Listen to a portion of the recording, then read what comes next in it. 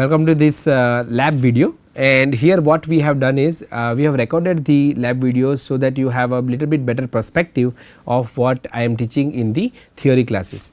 Now if you recall, we start with silicon, right, and how silicon bowls are fabricated, or from bowls how we can slice the bowl to form silicon, use different techniques, and then something we called as a clean room, right. So how to enter the clean room and what are the precautions that you need to take before you enter the clean room. So gowning protocol, wearing different PPEs and other things are part of the protocol of the clean room. So you see the video and see how the clean room, what is the introduction, how to enter the clean room, what are the precautions, as I already said, and I hope that you like the lecture. We have been putting lot of efforts so to bring this lab components to all of you through this NPTEL platform. Welcome to the TA session. Today's lab demo will be focused on how to enter the clean room and what all protocols we need to follow. Generally all the spaces, all the labs are clean as such, but why this room we are calling it as a clean room? The reason is here the temperature, humidity and number of particle counts are controlled in such a way that the process or the microfabrication which we will be doing, which will be carrying out inside the clean room will not get affected through the external environment. So the three major factors that is maintained inside the clean room is temperature, humidity and number of particle counts. Number of particle counts tells us the class of the clean room. So suppose we have suppose 0.5 micron of size of particle size. If it is greater than 10,000, then it is a class 10,000 clean room. 0.5 micron size particle in per square feet. So if it is greater than 10,000, then it is class 10,000. If it is greater than 1,000, then it is class 1,000. And it likewise it goes to 100 and 10.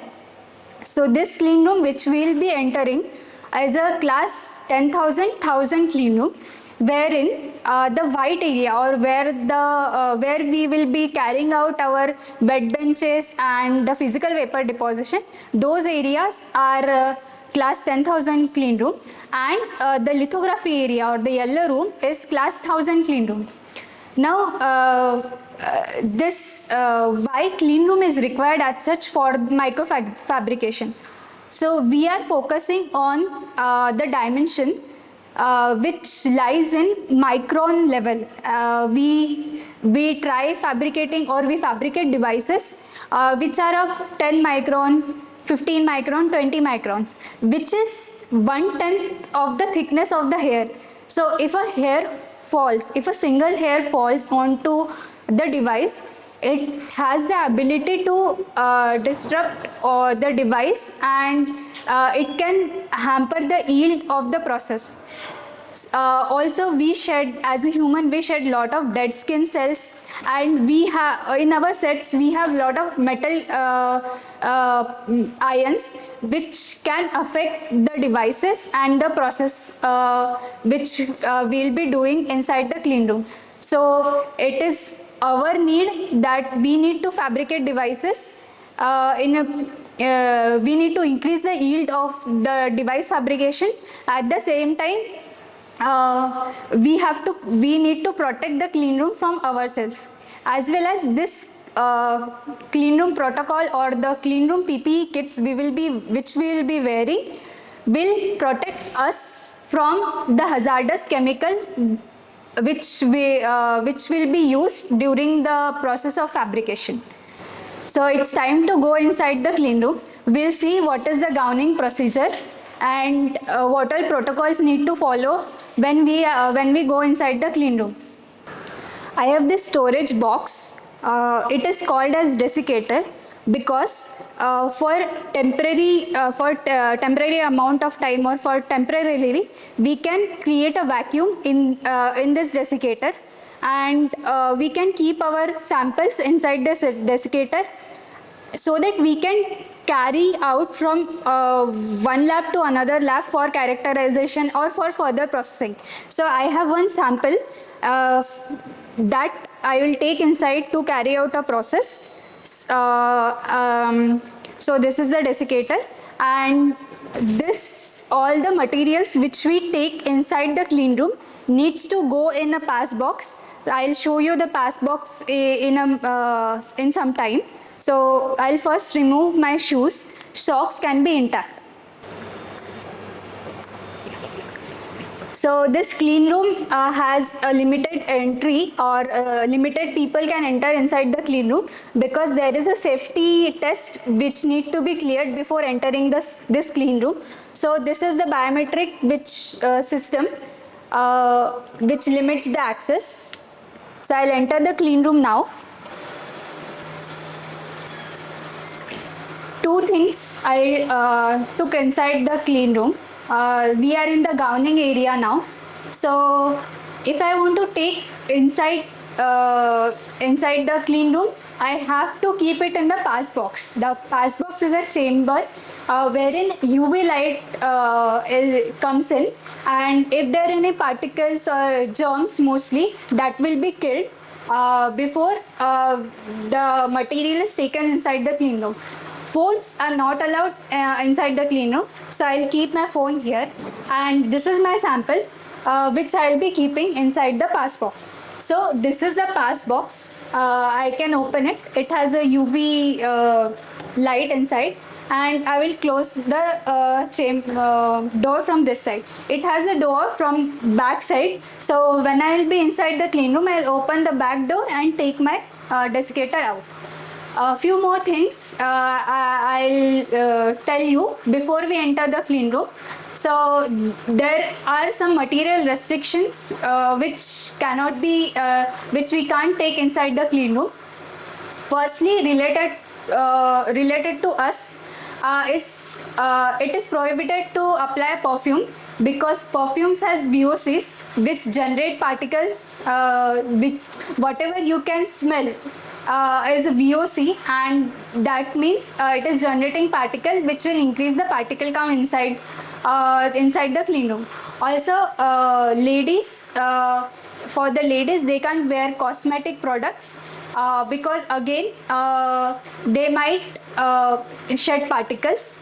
Then few more things which are listed here.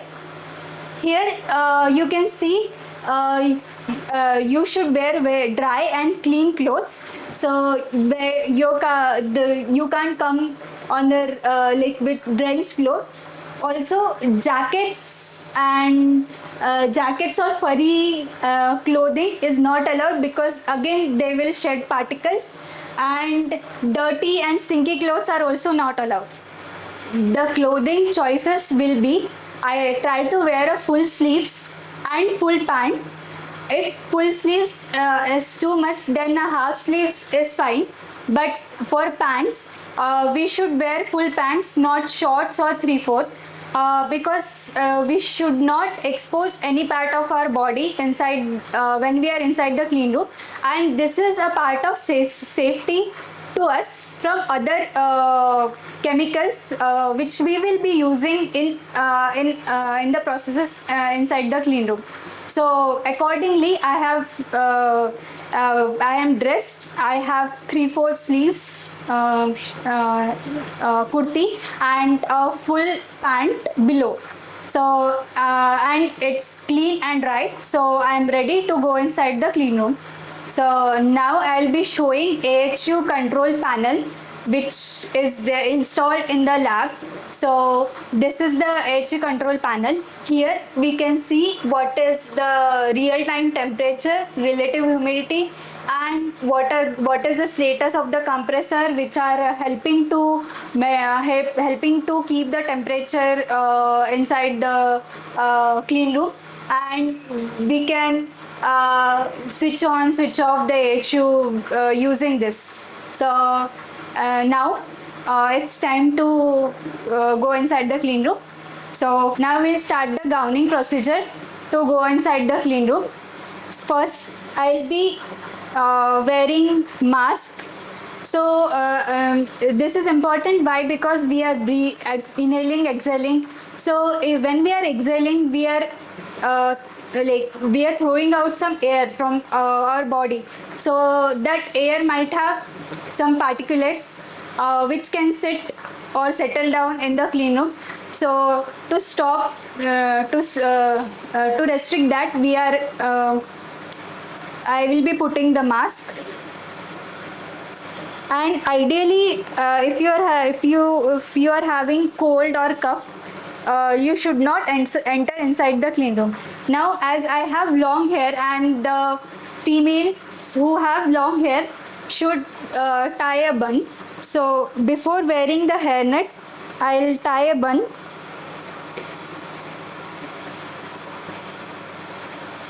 Uh, when we are putting the hairnet, this is the hairnet.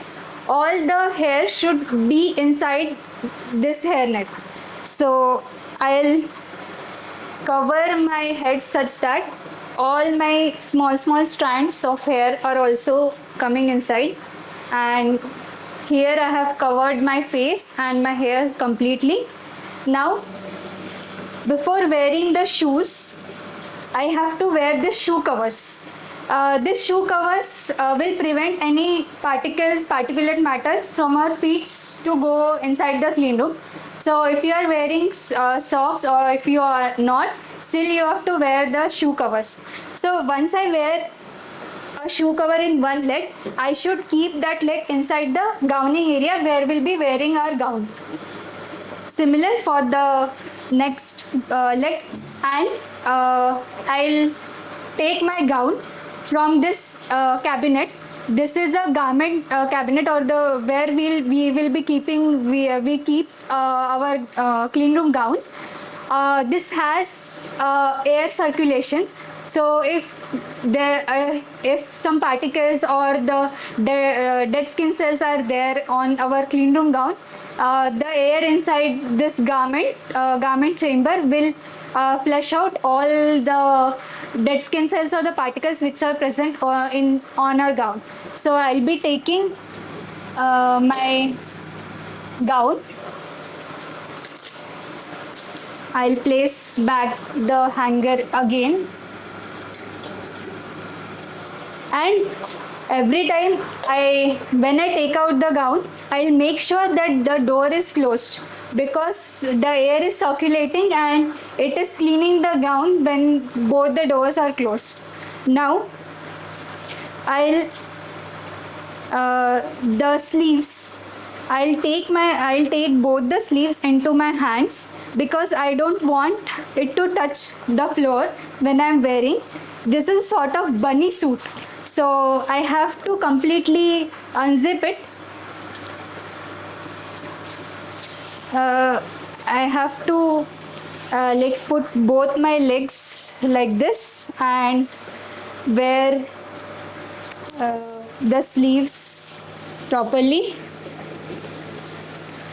Now, before zipping it, I'll just place the hood properly. So the elastic band should properly come at the back side of your head, so that you will feel comfortable and it will be secured. Now I'll start zipping it, and I'll secure this velcro. Now most of my body part is covered with this bunny suit except the legs or the feet. So for that I'll be using this long clean room shoes. It has some extended fabric which will come till my calf. So I'll start wearing it. So I'll first secure this velcro. I'll put the bunny suit inside, completely inside, and zip it. I'm done with my left leg. Same I'll do for the right leg.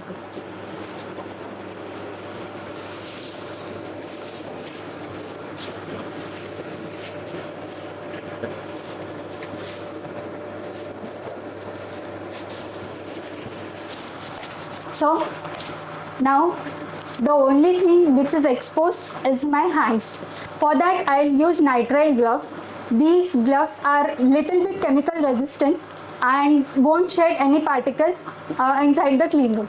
So I have a small size nitrile gloves and I'll wear it. Here there is one catch. We need to put the gloves onto our cuffs or onto our gown. So ideally it should be like this. Same thing I'll do for right hand. And I'll insert the cuffs inside the gloves. So why? Because why we are doing this practice? If some chemical spill happen onto our hand or body, so the liquid will flow from the gloves to the gowns. It won't go inside the gown, and it will that will not expose your skin. Your skin will not expose to the acid or the liquid which we were handling. So I'm fully gowned. I have my mask, hairnet, gown, and I've secured my hood. I wore the long shoes and gloves. Now I'm completely ready to go inside the clean room. Thing you are seeing in front of me is the sticky mat. I'll step onto the sticky mat and tap my feet 2 to 3 times. That will make sure that if there are particles on my sole, that will just stick onto the sticky mat, and I'll be ready to come inside the clean room.